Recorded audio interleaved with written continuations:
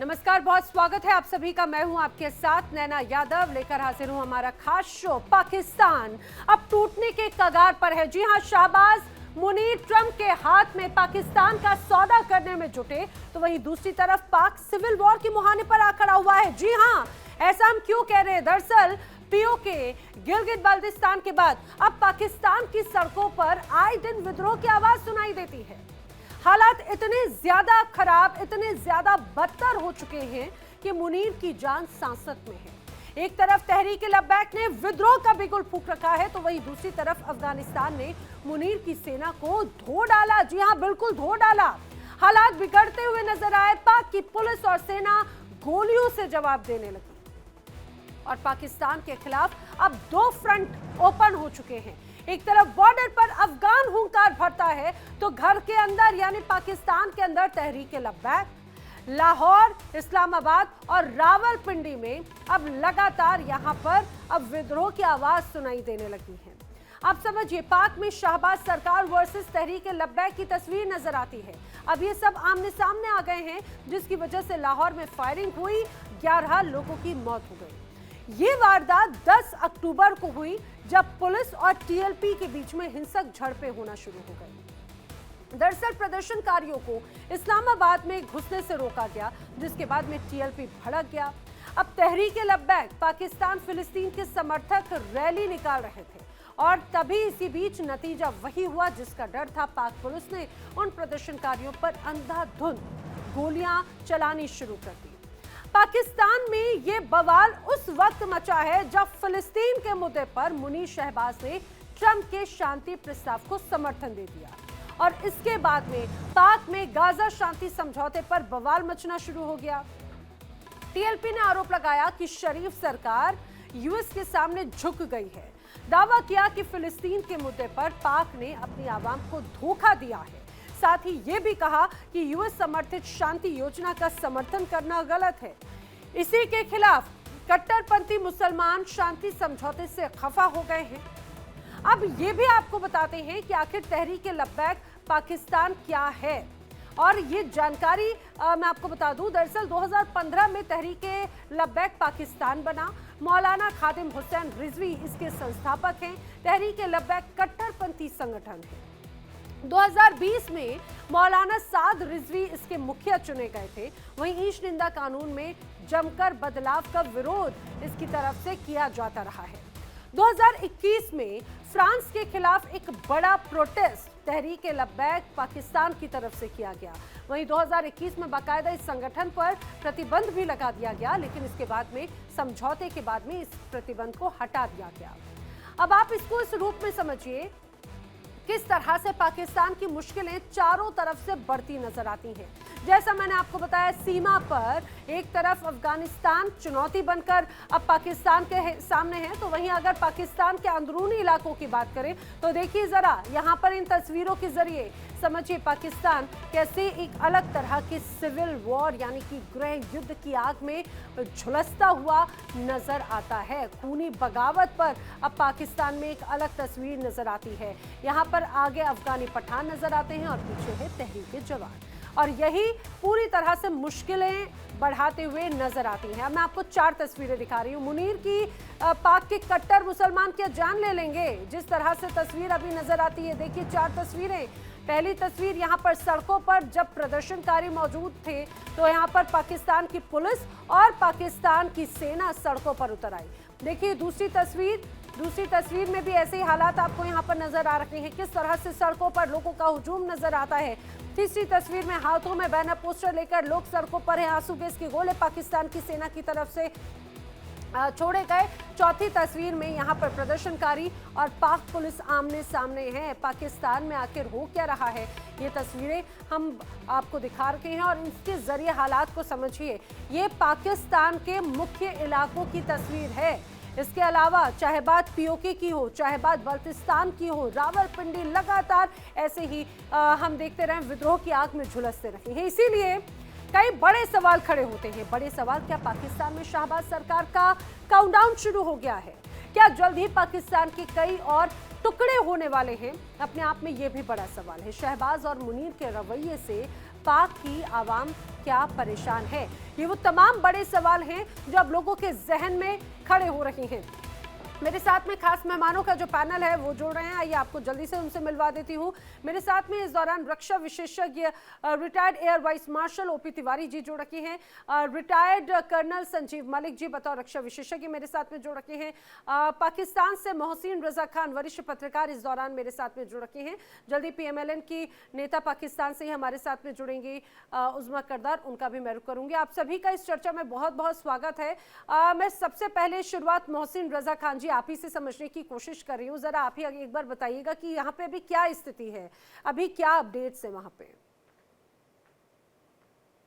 देखें, तहरीक लबैक ने जो वायदा हुए इसराइल और हमास के दरमियान उसको मुस्तरद किया था और उन्होंने लाहौर में एक रैली निकाली जिसकी उन्होंने इंतजामिया से ये इजाज़त नहीं ली थी।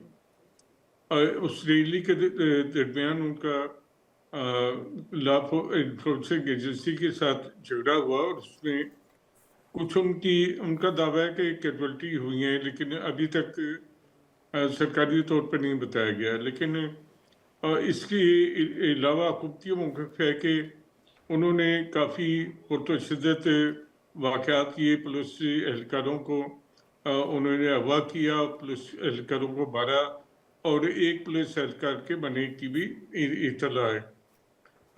इससे इनका ऐलान था कि हम इस्लामाबाद में अमरीकी एम्बेसी के सामने जाकर इसके खिलाफ एहतजाज करेंगे। इसको रोकने के लिए हुकूमत ने भरपूर इक़दाम किया और 3 दिन से वफाकी दारुल इस्लामाबाद बिल्कुल सील हुआ है। इसमें इंटरनेट जो डेटा सर्विस है वो भी बंद है और रास्ते भी बंद हैं। ये तहरीक लबैक के बारे में आपने बताया, लेकिन मैं आपको बताता चलूँ कि ये तहरीक लबैक जो थी उस वक्त की फौजी हुक्मरान जो थे, पाकिस्तान के फौजी क़यादत जो थी, जी सर जी। उन्होंने नवाज शरीफ की हुकूमत को डैमेज करने के लिए ये खड़ी की थी। और ये जो है बरेलवी मकतब फ़िक्र के लोगों की एक तंजीम है जो कि पंजाब के गवर्नर सुलेमान तासीर जिनकी अहलिया इंडिया से भी ताल्लुक़ रखती है और उनका बेटा आतिश तासीर भी आपके इल्म में होगा, तो उसको उनके एक गार्ड ने मार दिया था जिसका नाम मुमताज़ कादरी था। मुमताज़ कादरी के बाद ये तहरीक लबैक बनी है और ये अब इसने सिंध असम्बली में भी 2 सीटें हासिल की हैं और पंजाब में भी इसने खासा मुस्लिम लीग नून को 2018 के इलेक्शन में नुकसान पहुंचाया। अब को कि इसकी सियासी कुव्वत उस तरह ख़त्म हो गई है, लेकिन ये तहरीक जो थी वाकई साथ साथ बरेलवी मकतबा फ़िक्र के लोगों का एक मरकज़ बन गई, क्योंकि बरेलवियों की क़यादत से पहले मौलाना शाहमद नूरानी के पास थी, उनकी जमात ख़त्म हो गई एक तरह से, और उसके बाद ताहिरुल कादरी के पास थी, ताहिरुल कादरी कनाडा में जाके बस गए हैं। अब इस TLP ने पाकिस्तान में बरेलवी मकतबा फ़िक्र की नुमाइंदगी शुरू की है, लेकिन ये पहली जमात है बरेलवी मकतबा फ़िक्र की जो कि मिलिटेंट है और तशद्दुद पे यकीन रखती है, और इसने बहुत ही तशद्दुद के वाक़यात किए हैं पंजाब में भी, और लॉ इन्फोर्सिंग एजेंसियों के साथ ये बराह रास्त टकराती है। पहले तो इसको हिमायत हासिल थी, इदारों की हिमायत हासिल थी, हमारी इस्टेब्लिशमेंट की हिमायत हासिल थी, लेकिन अभी कुछ पता नहीं चलता कि ये किसकी शय पे उठ के इन्होंने ये मुजाहरे शुरू किए हैं। हालांकि हमास के साथ इसराइल के मादे पे अज़हर के लोग खुश हैं, लेकिन ये पता नहीं क्यों नाराज़ हैं। नहीं सर, एक तरफ तो समर्थन की बात नजर आ रही है, नाराजगी का मुख्य कारण ये भी नजर आता है। मैं हालांकि यही सवाल लेकर ओपी तिवारी जी का रुख करना चाह रही हूँ। ओपी तिवारी जी, आखिर जनता की नाराजगी क्या नजर आ रही है? जैसा कि अभी आपने सुना भी, मोहसिन जी ने एक एक करके बातों को बताया, तो लेकिन अभी भी ये है कि क्या वाकई में ये जो पूरा प्रदर्शन है, ये प्रदर्शन सिर्फ और सिर्फ यूएस के इजराइल गाजा युद्ध विराम को लेकर है, और जिस तरह से पाकिस्तान की तरफ से समर्थन किया गया सरकार का, क्या ये उसी को लेकर प्रदर्शन है, या फिर प्रदर्शन यहाँ पर यूएस के सामने नतमस्तक होते हुए मुनीर नजर आते हैं उस पर है? यहाँ पर क्योंकि ये भी कहा गया कि जिस तरह से पाकिस्तान का झुकाव नजर आ रहा है, और स्पेशल मिनरल्स जो हैं वो भी अगर उधर की तरफ उसकी डील की जा रही है, यहाँ पर अस्थिरता का भाव नजर आता है, महंगाई को लेकर लगातार प्रदर्शन होते हैं। एक और महत्वपूर्ण नजर आता है, यहाँ की सरकार और यहाँ की सेना से भी, उनके अत्याचारों से भी लोग परेशान हैं। क्या ये ओवरऑल प्रदर्शन अब और व्यापक हो रहा है? क्या इसको ऐसे समझें? नैना, मैं आपकी बात से बिल्कुल सहमत हूँ। वहां की आवाम एक मौका ढूंढ रही थी, एक बहाना ढूंढ रही थी। देखिए, किसी आवाम की क्या परेशानी होती है, क्या चिंता होती है, वो पॉलिटिकल लीडर्स को समझ में आता है। वो अकॉर्डिंगली डिसीजन लेते हैं कि आवाम के लिए क्या करना है। लेकिन जहां army officer, army general, corrupt general, जिनकी ट्रेनिंग खाली देश की सुरक्षा के लिए है, वो इस बातों में अगर अपने आप को इंटरफेयर करना शुरू कर दे तो आवाम के लिए कुछ अच्छे डिसीजन नहीं ले सकते। बिल्कुल सर। जिस तरीके से मुनीर साहब ने बिहेव किया है, अपनी फैमिली के लिए वीसा लिया है, अपने फंड्स ट्रांसफर किए हैं, बाजवा के जनरल बाजवा के लाइन पर, जैसे बाजवा भी रिटायर होकर चले गए, उस तरीके से करने की कोशिश कर रहे हैं। ब्रीफ केस में ये अपना रेयर अर्थ और मिनरल जाकर दिखा रहे हैं कि हमारे पास है।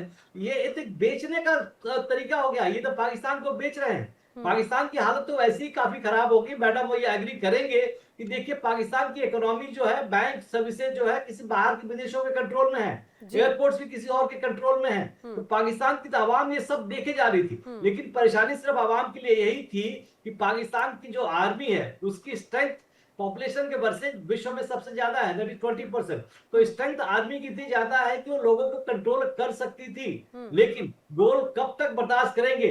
अभी ऑपरेशन सिंदूर के बाद से अमेरिका ने मुनीर के जो कटोरे में जो पैसे डांटे थे, तो अब वहां के आवाम ने सोचा था कि शायद हम लोगों को कुछ मिलेगा, तो उनको कुछ नहीं मिला। वो जो टेररिस्ट थे उनको करीब 1-1 करोड़ 2-2 करोड़ बांट दिया।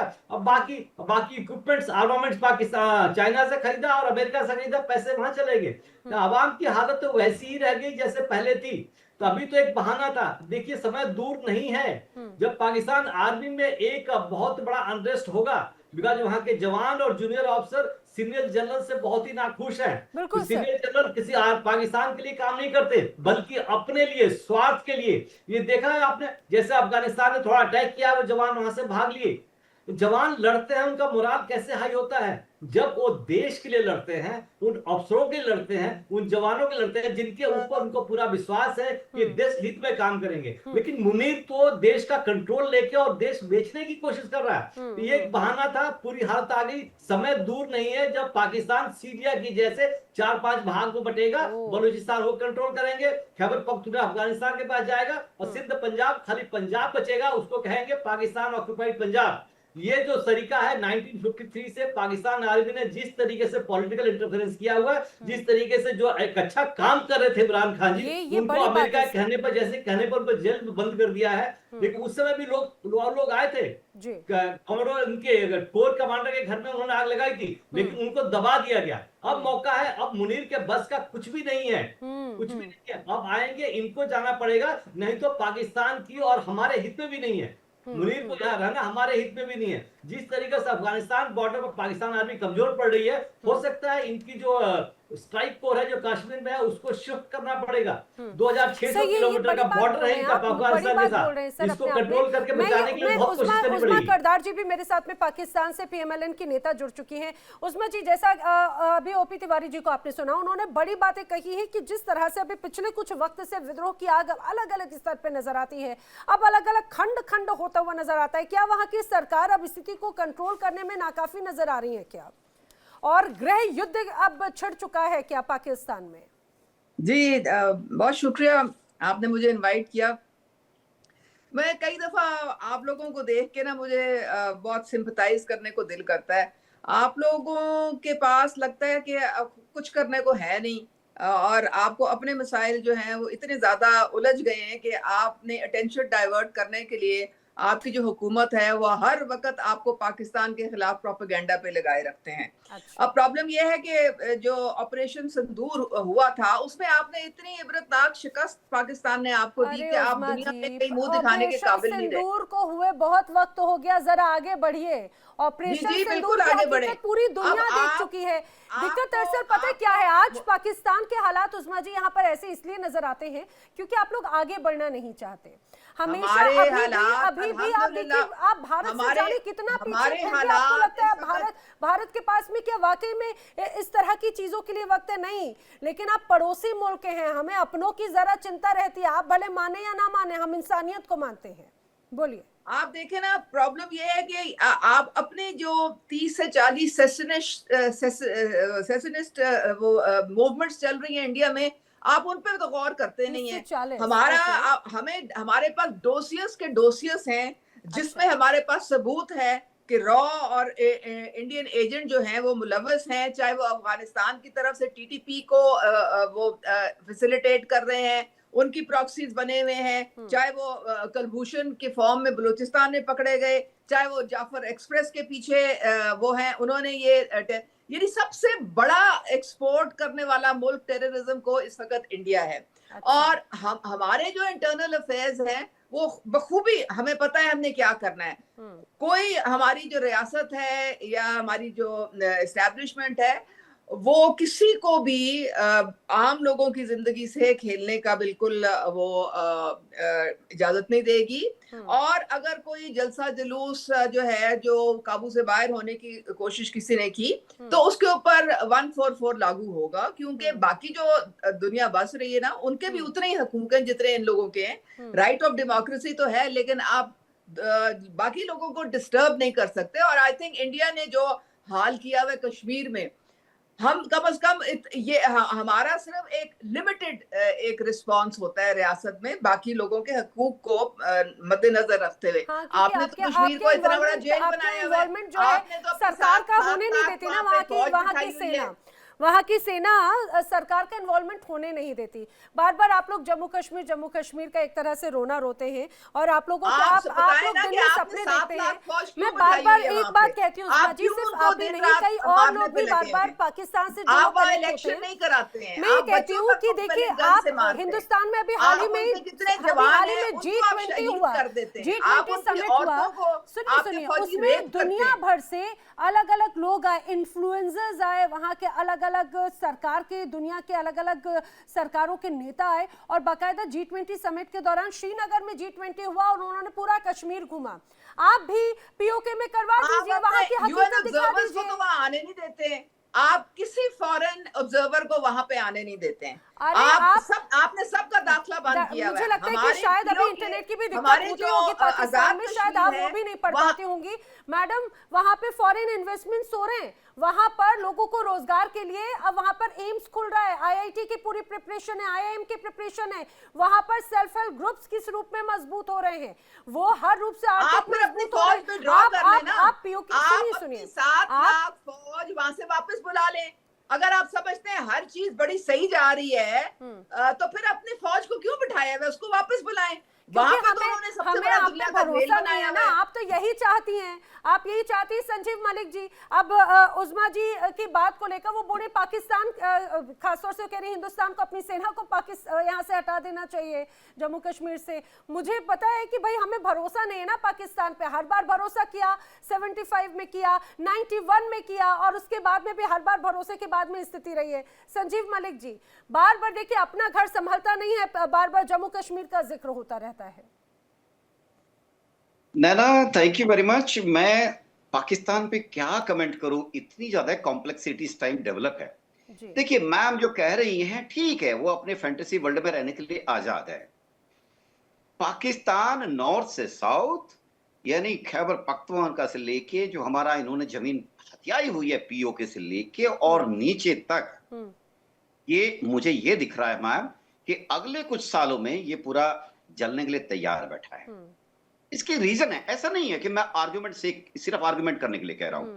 देखिए मैम, कारण ये है कि वहां की जनता जिस चीज को नापसंद करती है वहां के आर्मी चीफ उसी को असली जामा पहनाने की कोशिश करते हैं।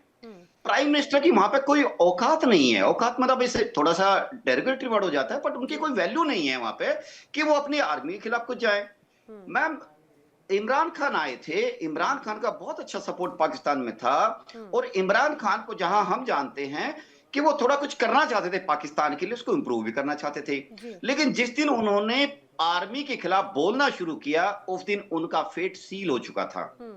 It was a matter of few months और फ्यू डेज कि इनको कब अंदर डाला जाएगा, कौन से बहाने बनाए जाएंगे, इवन जुडिशरी को रोप इन किया जाएगा। मैम, ये पूरा सिस्टम बनाया जाता है।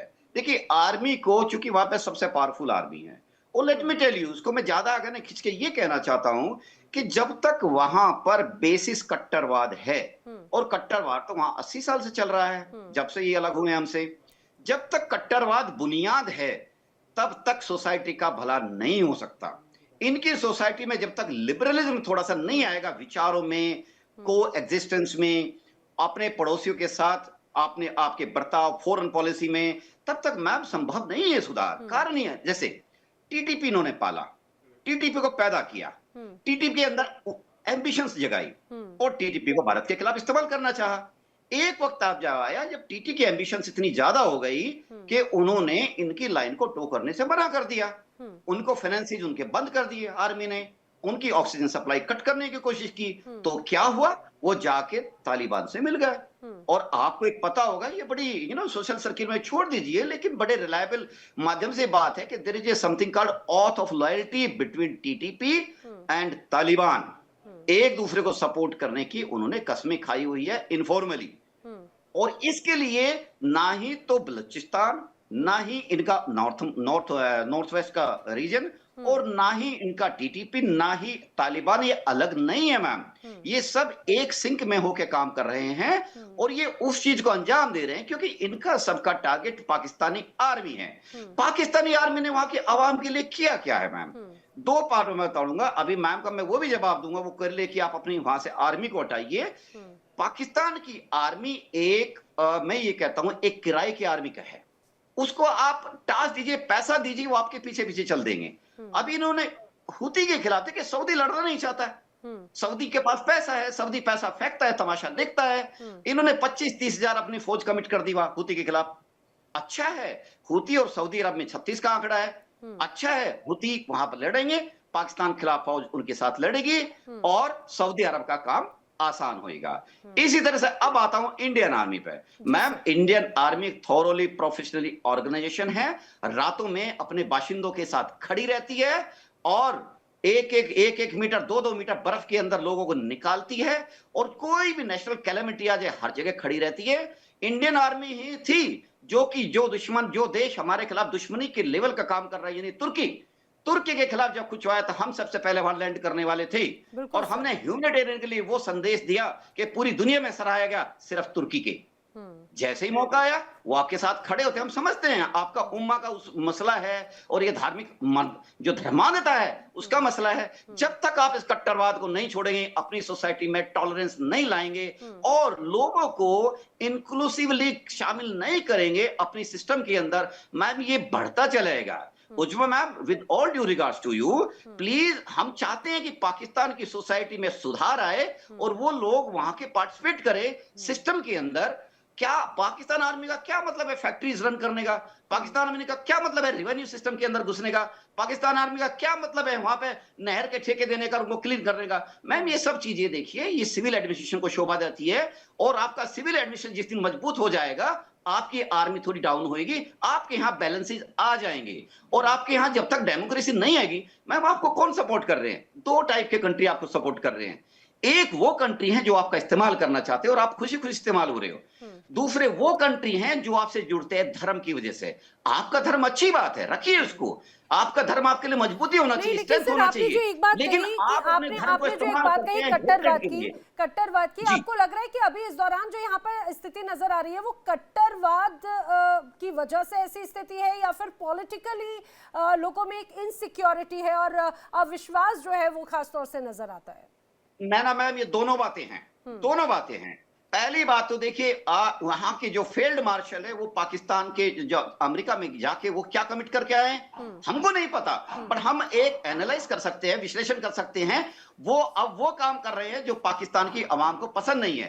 पाकिस्तान की आवाम जी ठीक है। मैं मोहसिन जी अभी हाल ही में रेयर मिनरल्स का एक बहुत बड़ा जिक्र था जिसको लेकर मैंने ओपी तिवारी जी का भी रुख किया था।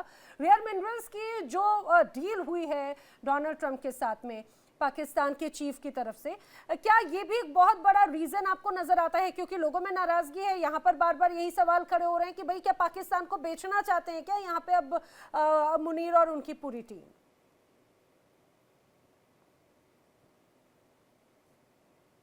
Mohsin ji, are you Usma ji? मोहसिन जी,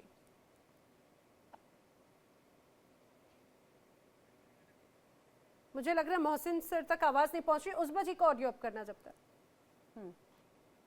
सरबराह मैं कह रहा हूं कि हमारे प्राइम मिनिस्टर से और हमारे फील्ड मार्शल से, उसमें डोनाल्ड ट्रंप शामिल हैं, उसमें सऊदी अरेबिया के किंग शामिल हैं, उसमें प्यूटन शामिल हैं, उसमें चाइनीज प्रेसिडेंट शामिल हैं। आपके जो मोदी सरकार है उनको तो किसी ने लिफ्ट कराई नहीं। अब नंबर 2, अब आपने जो बात की कि अरे उस्मा जी आपसे लॉजिकल बात करो। अरे भाई जो सक्षम है उसको किसी और को लिफ्ट कराने की जरूरत नहीं। हमारे पास खुद की गाड़ी है, कर दिया है हमें, हमारे पास खुद की गाड़ी है। बर्बाद कर दिया इंडिया में। आपकी जो आरएसएस मेंटेलिटी है, जो हिंदुत्व सोच है, उसने बेड़ा गर्क कर दिया है पूरा। आप जानते हैं आरएसएस को, आप आरएसएस को जानते हैं, आप आरएसएस को, आपने आरएसएस की कभी कोई शाखा अटेंड की है क्या? आपने आरएसएस की कभी कोई शाखा अटेंड की है क्या? मुझे लगता है उस्मा जी आपको आरएसएस का हिस्सा बनना चाहिए। आपने नागालैंड को देख ले, वारीपुर को देख ले, कश्मीर को देख ले, वहां पे आपने मुंह पे स्याहियां फेंकते हैं लोगों के। माइनॉरिटीज के साथ जो आप जुल्म कर रहे हैं, खालिस्तान देखें, सारे जो सिख लीडरशिप है उसको आप कत्ल कर रहे हैं पूरी दुनिया में। आप सिख अमृतसर पे खुद मिसाइल आपने फेंका ऑपरेशन सिंदूर में। तो आपने की तो सेक्युलर इंडिया का वजूद खत्म हो चुका है। तो पहले आप अपनी इनटॉलरेंस की तरफ देखें, put your own house in order. हमारा यहाँ पे जो इस वक्त जो हम मार्का हक जीत के दुनिया में गए, तो हमारा जबरदस्त स्वागत हुआ, जबरदस्त वेलकम हुआ हमारे प्राइम मिनिस्टर का भी, हमारे फील्ड मार्शल का भी। अरे व्हाइट हाउस में आपको पता नहीं है, व्हाइट हाउस में आपके जो दोनों आपके प्रेसिडेंट और वहाँ के जो आर्मी चीफ थे मैडम, उनको आधे घंटे वेट कराया गया था बाकायदा उसको लेकर। सुनिए जरा अब मैं आपको आपसे लॉजिकल बात कर रही थी। आप अगर ऐसे हवाई बात करना चाहती है, मैं आपको लॉजिकल जरा आईना दिखाने की कोशिश करती हूँ। आप जरा समझिए ब्रिक्स में क्या हुआ, ब्रिक्स में किसने पूछा? आपको अभी लग रहा है कि अभी 2 बोटियां अमेरिका की तरफ से पाकिस्तान के सामने फेंकी गई हैं तो उसमें बहुत ज्यादा खुश हो रहे हैं, लेकिन आपको ये समझ में नहीं आ रहा कि वही पाकिस्तान को जो अभी तक धुतकारता रहा है अमेरिका, वो अपना यहाँ पर पर्सनल इंटरेस्ट नजर आ रहा है। और जिस तरह से रेयर मिनरल्स के जरिए बाकायदा यहाँ पर डील हो रही है, आप लोगों को नजर नहीं आता। अपने बच्चों को आप पढ़ाएंगे दूसरे देशों में वहां पर, लेकिन यहाँ की आम जनता के लिए क्या किया जा रहा है, क्या किया जा रहा है? इस वजह से लोग सड़कों पर हैं और आपको लग रहा है कि भाई दुनिया में आपकी वाहवाही हो रही है। मैडम, यूएनजीए हो या यूएन हो या खुद डोनाल्ड ट्रंप बार बार इस बात को लेकर आपको एक्सपोज करते रहे हैं।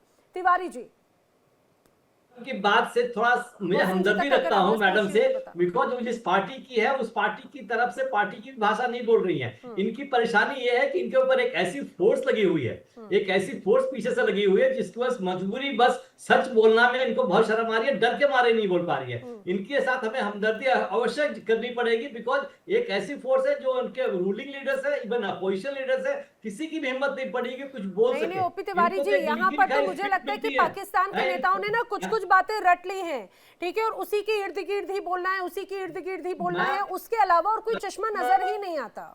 ना डर ऐसी इतनी बड़ी बात है, इनको पता है इनके लीडर इमरान खान का जेल में क्या हुआ है, तो डर ऐसी चीज है, मतलब आर्मी ने इतना बड़ा टाइट कर रखा है, इतना तगड़ा फोर्स लगा रखा है कि रूलिंग पार्टी तो छोड़िए, इनके कई पत्रकार भी नहीं बोल पाते।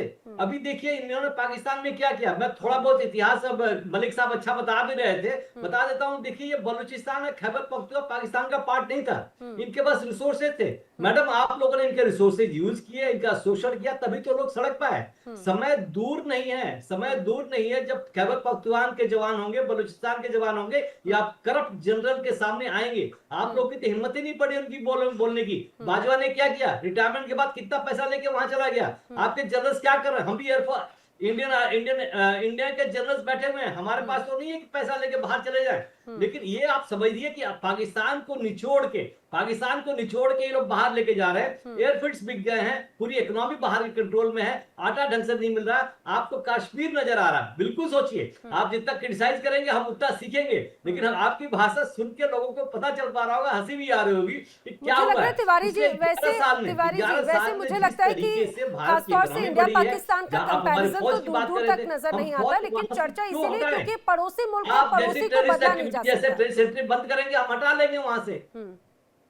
ये जो है, देखिए भारत का जो इमेज है की बात कर रहे हैं, भारत की एक अलग इमेज है, पाकिस्तान की एक अलग इमेज है। पाकिस्तान की इज्जत करेंगे बिकॉज पाकिस्तान तो जाके कटोरे लेके जाता है, अब क्या बातें करता है उन्हीं को पता हुआ है। अब देखिए इतनी हालत के बाद से IMF ने उनको, आपके पास इतने पैसे भी नहीं है तो जो इंटरेस्ट भी लौटा सके, इतनी खराब हालत हो गई है। बात तो थोड़ी सऊदी अरेबिया किसी कारण बस इनको आपको हेल्प कर दे रहे हैं, आप तो अच्छे खासे हैं, लेकिन अपने आवाम उसमें भी इंडिया की गलती होगी। बच्चे बाहर पढ़ रहे होंगे। ठीक है, मैं मोहसिन रजा जी का रुख करना चाह रही हूँ सर, जल्दी से, बहुत देर हो गई है, उनको पहले आवाज नहीं पहुंच रही थी।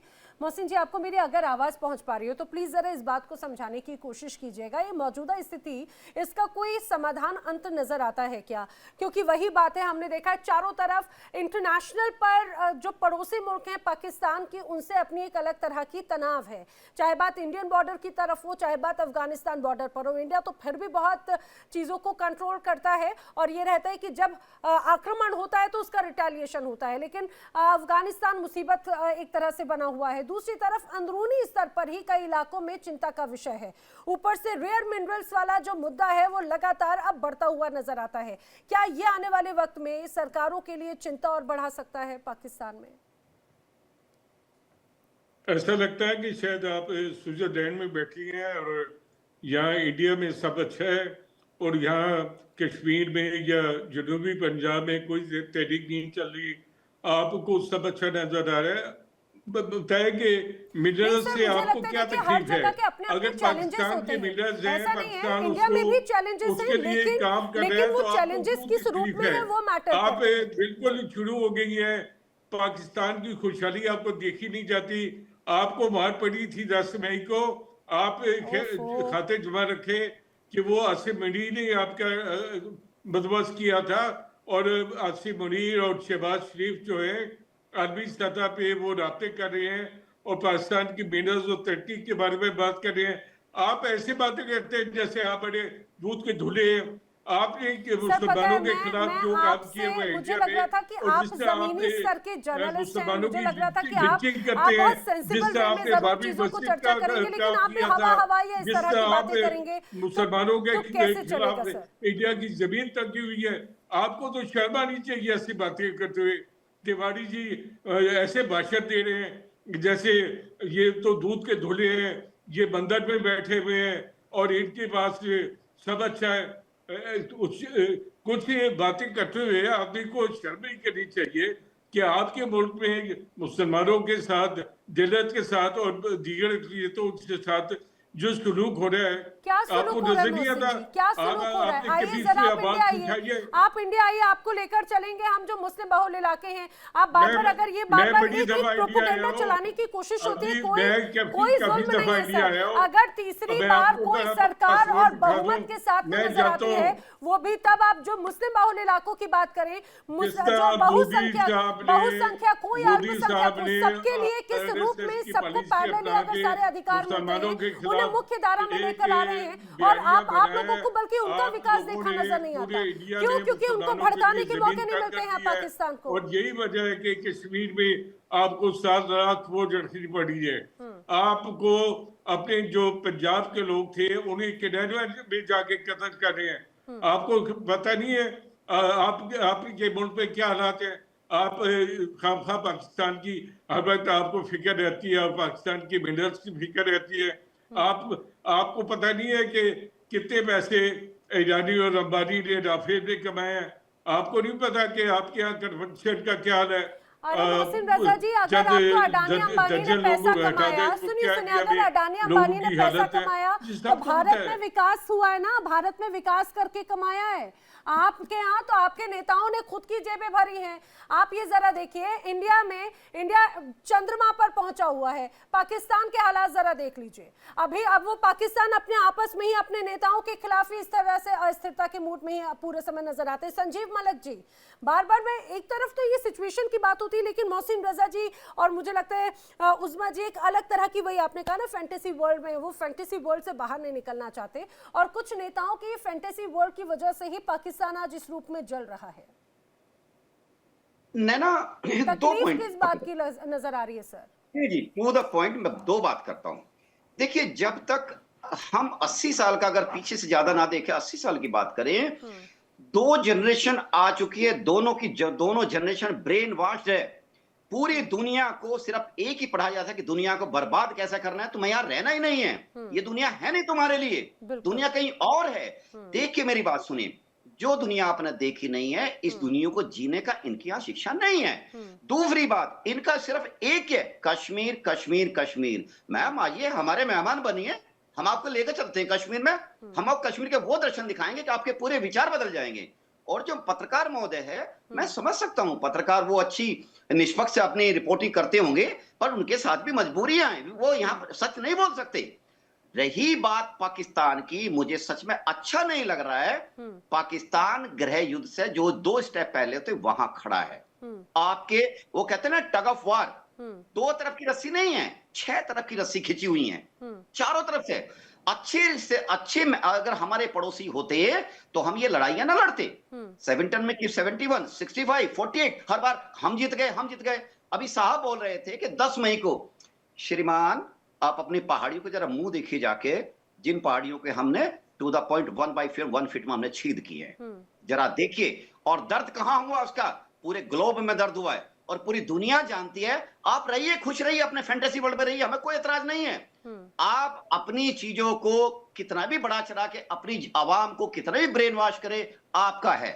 आप रही बात मिनरल्स की, आप बेचे पाकिस्तान को, हमें पता है, हमें दर्द नहीं हो रहा है, हम तो ठीक है, आप बर्बाद होंगे तो क्या, हमें और अपने आप को थोड़ा ज्यादा सुदृढ़ करना पड़ेगा, क्योंकि एक अच्छा पड़ोसी आपके लिए एसेट होता है। और आप लोग डे 1 से नासूर बने हुए हो, क्योंकि आपका तो एग्जिस्टेंस ही हमारे खिलाफ पूरे घृणा का है। जिस दिन आप हमारे खिलाफ घृणा कर दोगे, तो सर क्या ये घृणा कहीं ना कहीं कहा जाए कि जो हथियार उठाने की कोशिश की जाती रही भारत के खिलाफ, वो हथियार या वो बम खुद पाकिस्तान में ही अब अपने ही लोगों के खिलाफ चलने लगे हैं क्या? नहीं, बैकफायर कर रहा है, पूरा बैकफायर कर रहा है। ये लोग समझ नहीं रहे हैं, ये लोग नहीं समझ रहे हैं ये कहां इस्तेमाल हो रहे हैं। इनका कोई दुनिया में दो दोस्त हैं, या तो उम्मा वाले दोस्त हैं या इनको चाबी वाला लगाने वाले दोस्त हैं।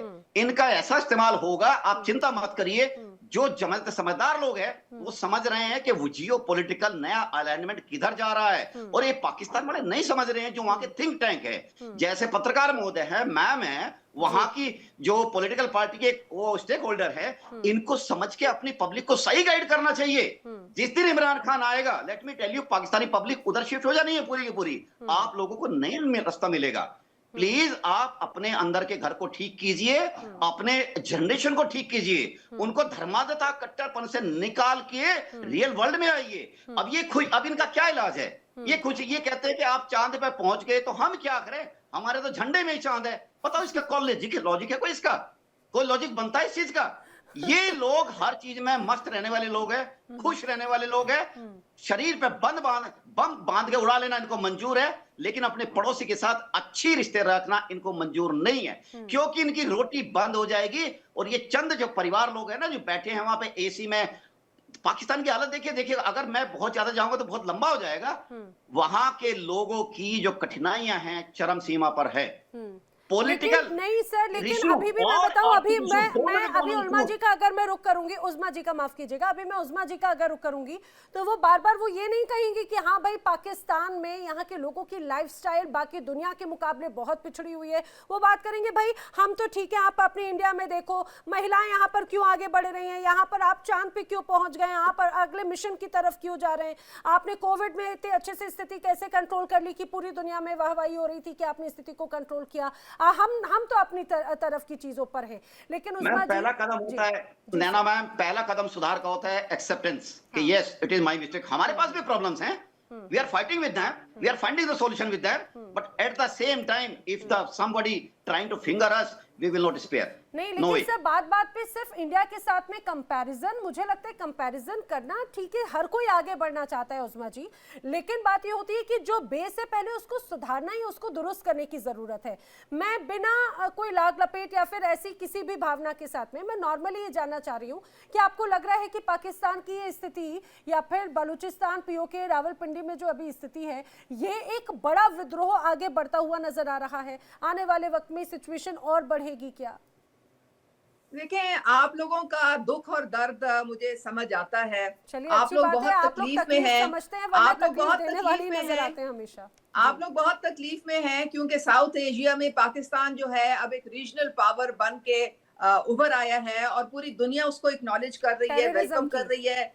आपने पूछा कि क्या लेके गए थे, मादनियात लेके गए थे, वहां अमेरिका को बेच आए हैं? नहीं जी, मादनियात कोई नहीं लेके गए थे, हम वहां पे आपके राफेल का इंजर पिंजर लेके गए थे, वो हमने पूरी दुनिया को दिखाया। और पूरी दुनिया जो है अब जानना चाह रहे होंगे कि वो कैसे बनता है। अब इंडिया का बयानिया जो है वो पिट गया है, इंडिया का बयानिया जो है वो खत्म हो गया है। अगर आप अमन चाहते हैं तो फिर कश्मीर के सोल्यूशन की तरफ आप आए। आप यूनाइटेड नेशन को अगर रिस्पेक्ट करते हैं तो यूनाइटेड नेशंस की जो रेजोल्यूशन है उसको मनोआन आप कश्मीर में इम्प्लीमेंट करें, उधर फ्री एंड फेयर इलेक्शन कराएं ताकि हमें पता चले कि भाई वो लोग किसके साथ जाना चाहते हैं। आप तो वो करवाएंगे नहीं, क्योंकि वो तो उनका कोई संभाल लेंगे जम्मू कश्मीर, संभाल लेंगे, क्या खिलाएंगे आप? उनका कोई बच्चा शहीद होता है वहाँ। अच्छा मुझे एक बात बताइए, पीओके में एयरपोर्ट कितने हैं? मुझे बताइए पीओके में आईआईटी या फिर शिक्षण संस्थान कितने हैं? मुझे बताइए पीओके में आखिर अस्पताल या बड़े स्तर के नेशनल अस्पताल कितने हैं? शिक्षा का स्तर क्या है पीओके में बताइए। यहाँ पर युवाओं के लिए रोजगार के ऑप्शंस क्या है, मुझे बताइए। फिक्र ना खाएं, पाकिस्तान तरक्की की राह पे गामजन है। हमारे पास बेहतरीन अस्पताल है, बेहतरीन पीओके की मैं बात कर रही हूं, मैं आपको जम्मू कश्मीर की लिस्ट बता दूंगी, आप पीओके का बताइए। फ्री इलाज होता है, उनको फ्री दवाइयां मिलती हैं, उनके लिए हर किस्म की सहूलत जो है वो हुकूमत हमारी देने की पूरी कोशिश कर रही है। और मेरे ख्याल में इंडिया से बेहतर हमारे हालात जा रहे हैं। आपके तो गुर्बत के इतने अंबार लगे हुए हैं वहां पे, आपके तो लोगों के पाँव में जूती नहीं है, आपके तो लोग फुटपाथ पे सोते हैं वहां पे। पाकिस्तान में ऐसी कोई सिचुएशन नहीं है। हमारा स्टॉक मार्केट का मैं आपको बताती हूँ, सबसे हाईएस्ट 1,65,000 के इंडेक्स पे वो क्लोज हुआ है। हमारा स्टॉक मार्केट बेहतरीन जा रहा है, हमारा डॉलर स्टेबल है, हमारा इंटरेस्ट रेट जो है वो 23 से 12 पे आ गया है। तो हमारे सारे इंडिकेटर्स, इकोनॉमिक इंडिकेटर्स जो हैं वो बड़ी ठीक ठाक। आपको मैं उसके मुताबिक इंफॉर्मेशन भेजती हूँ। आप लोगों की इंफॉर्मेशन जो है ना वो हमेशा गलत हुई है, गैस सिलेंडर क्या भाव मिलता है, क्या एक सिलेंडर की कितनी कीमत है? थोड़ा सा बादाम पेट्रोल कितने रुपए लीटर है बताएंगे क्या? से आपको 10 चावल कितने रुपए किलो मिलते हैं बताएंगे क्या? जल्दी भूल जाते हैं। टमाटर कितने रुपए किलो मिलते हैं बताएंगे क्या? 10 मई आपको याद भी रहेगा। मैं क्या पूछ रही हूँ आखिर जी मैं ये पूछ रही हूँ आखिर गैस सिलेंडर की, एक गैस सिलेंडर की कीमत क्या है जानती है क्या? बताएंगी क्या आप? पाकिस्तान में पेट्रोल कितने रुपए लीटर मिलता है बताएंगी क्या आप? टमाटर, चावल, गेहूं, दाल, XYZ ये जो बेसिक नीड्स है कितने रुपए किलो मिलते हैं जानती है क्या? बताएंगी? हमारी कोई हांडी जो है वो टमाटर और प्याज के बगैर नहीं बनती और हम बिल्कुल नहीं बनती होगी। मैं वही तो पूछ रही हूँ कीमत क्या है मैडम, कितने रुपए किलो? अरे बनती तो गैस पे भी होगी, पर वही तो पूछ रही हूँ कितने रुपए गैस सिलेंडर आता है? आप अपने इंडिया में देखें क्या हालात हैं। हमारी अगर आप चाहते हैं तो हम आपको सब्जी भिजवा देते हैं, आप शौक से कंगाल हो जाएंगे। हमारे पास वापस सब्जी है। नहीं प्लीज, आप लोग कंगाल हो जाएंगे, कंगाल हो जाएंगे बिल्कुल। ओपी तिवारी जी घर संभालता नहीं है। हमारे यहाँ एक कहावत है, घर के देव ललाएं बाहर के पूजे जाएं। घर के देव जो है भूखे मर जाएं लेकिन बाहर वालों को खिलाने के लिए बेताब नजर आ रहे हैं। देखिए नैना मैडम की बात से मैं बड़ी खुशी, देश के प्रोग्रेस से मैडम इतनी खुश है, बहुत बढ़िया। लेकिन मैडम का मैं जैसा लग रहा है कि she has been born with a silver spoon in her mouth. ठीक है, तो मैडम जो है नीचे वाले लोगों से जिनसे वोट मांगने जाते हैं, मैं पहले भी कह रहा था, उनसे कम से कम मिले, लेकिन मेरे ख्याल से एक ऐसी एक्सटर्नल फोर्स है जिस फोर्स ने बीच में कुछ दिन पहले पाकिस्तान के पत्रकारों के साथ क्या एक्शन लिया था। मैडम आपको भी याद होगा, पत्रकार साहब को भी याद होगा, कुछ दिन पहले उसके बाद सारे पत्रकार बिल्कुल वही लाइन टोक कर रहे थे जो ट्रंप और मुनीर की है, वो सब में बदल गया। ये मैं अप्रिशिएट करना चाहूंगा कि इतना दम है उस आदमी में, इतना दम आदमी है, उसे पूरे पाकिस्तान को परेशान करेगा। देखिए मैडम आप एग्री करेंगे 1960 तक पाकिस्तान की आर्थिक स्थिति काफी सुदृढ़ थी, जो 1953 से ही इनडायरेक्ट आर्मी का इन्फ्लुएंस पाकिस्तान पॉलिटिकल लीडरशिप में आ गया और कंट्रोल में आ गया था, लेकिन पूरा कंट्रोल नहीं था। पाकिस्तान अच्छा करा था, लेकिन जब से पूरा कंट्रोल ये आर्मी वालों ने लिया है, जिनका काम और ट्रेनिंग खाली बॉर्डर पर देश की सुरक्षा करने के लिए है, तो वो तो कर नहीं पा रहे। तब से आपकी आर्थिक स्थिति, मैं श्योर हूं आप एग्री करेंगे, लेकिन आप बोल नहीं पाएंगे, लेकिन को आपका भी परेशानी है, आप भी विवश है।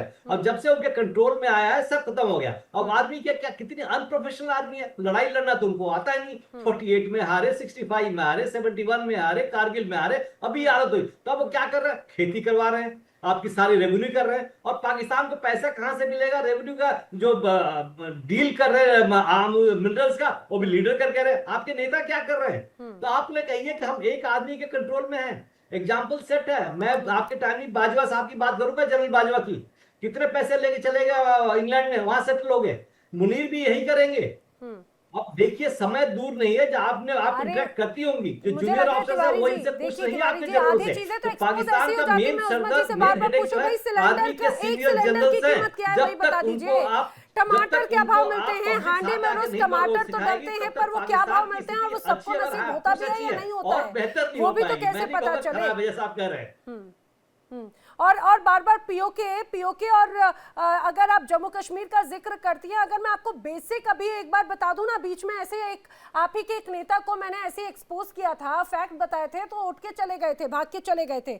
यहाँ पर IIT IIM जैसी स्थिति, एम्स यहाँ पर है। अभी आप जाकर पीओके की जरा लिस्ट निकालिएगा संजीव जी। मैम बात सही है। देखिए इनको पढ़ाई लिखाई से कोई ज्यादा मतलब है नहीं, ना इनके स्कोप में है, ना ही इनकी प्रायोरिटी है।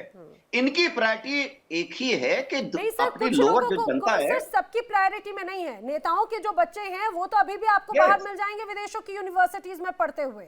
और जो नेपाल में एक अलग तरह का जो विद्रोह नजर आया था ना, वही तस्वीर जो है बाकायदा तस्वीरों के साथ में लोग शेयर करते रहते हैं। मैम अभी देखिए जो तिवारी सर बोल रहे थे, अब इनके जो पुराने थे, जनरल मुशर्रफ की हम बात करते हैं, जिन्होंने कारगिल को अंजाम दिया, इनको क्या जरूरत पड़ी थी कारगिल करने की? इनको क्या जरूरत थी कारगिल में आके हमारा नेशनल हाईवे पे अपना गंदा अपनी आईज को, गंदी नजरों को वहां पर करने की? देखिए इनकी नजर में खोट है।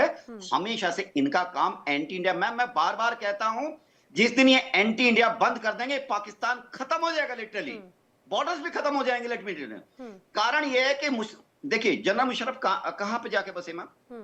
अभी जो पुराने चीफ है कहां है? इनसे से पूरा राइल शरीफ कहां है मैम?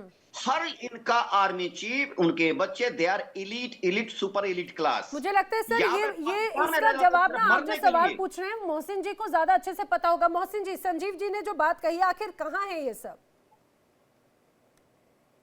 संजीव जी अपने जहन में इन्होंने कुछ ख्यालात बनाए हुए हैं। राइल शरीफ जो हैं वो इस्लामी फौज के सरबराह हैं, वो सऊदी अरब में हैं। जनरल बाजवा जो है वो रावलपिंडी में रहते हैं। उनके अलावा जनरल क्यानी जो आर्मी चीफ थे वो पिंडी में रहते हैं। पता नहीं इन्हें कैसे इनको ख्यालात आते हैं, ख्वाब आते हैं, इनके पास कौन से जिन हैं जो इन्हें बताते हैं कि हमारी आर्मी चीफ बाहर रहते हैं। कुछ शर्म करे, कुछ हिया करे, कुछ बात हकाइक पे करे ना। आप ऐसी फजूल बातें करते हैं जिनका कोई वजूद नहीं है। आप कह रही है कि सब्जी के क्या रेट है और आटे के क्या रेट है। भाई आपने खाना पकाना है तो आज पाकिस्तान में $1 का 1 लीटर आता है। आपके कितने $1 का लीटर आता है पेट्रोल, आप बताएं? $1 का 1 लीटर आता है। आप कह रहे हैं $1 का 1 लीटर आता है पेट्रोल सिलेंडर का। सर मेरा ये सवाल पूछने का उस्मा जी से ये उद्देश्य था, वो कह रही कि भाई जम्मू कश्मीर को हमारे पास में आने की बात जो है, मैंने बोला पालेंगे कैसे, खिलाएंगे क्या? आपका कितने का लीटर आता है? सर कितने हमारे डॉलर अलग का अलग लीटर है रेट है, इंडिया में? बिल्कुल। आप मुझे आप सिलेंडर का भी बता दीजिए जरा। आप कितने बताएं। अरे हमारे यहाँ तो सब्सिडी सर 800 से 1200 रुपए तक में सिलेंडर मैं मिल जाता है। सिलेंडर आपके का यहाँ भी 3000 बता दूंगा। 4000 रुपए का नहीं आप आता मुझे सर। आप लीटर का बताएं ना, कितने का लीटर हाँ है हमारे सर पेट्रोल? 80 रुपीज कितने लीटर से डॉलर आराम का से मिल लीटर जाता है? है। आइए जरा हम लोग तो इलेक्ट्रॉनिक व्हीकल पे भी है सर, बैटरी व्हीकल पे भी है, सोलर व्हीकल भी आ गया है हमारे यहाँ। तो डॉलर कितने का आपके पास? डॉलर कितने का है? आप बताइए चलिए, आपका डॉलर कितने का है? आप बताइए चलिए। नहीं, आपका डॉलर कितने का है? सर 84 रुपीज का। मैं आप तो इस डॉलर से आपका पेट्रोल महंगा है, हमारे यहाँ डॉलर से पेट्रोल सस्ता है। हाँ, अच्छा। आपको जब पता नहीं होता तो आप ऐसे बातें मत क्या करें कि हमारे अरे यहाँ मोहसिन रजा 88 जी, का और मोहसिन आपके रजा जी, मोहसिन रजा जी, आप इस बात को लेकर अगर चर्चा करें कि पेट्रोल के दम पर पालेंगे, आप जिस तरह से पीओके तो संभल नहीं रहा, आप संभालना चाहते हैं यहाँ पर सीधे सीधे जम्मू कश्मीर को,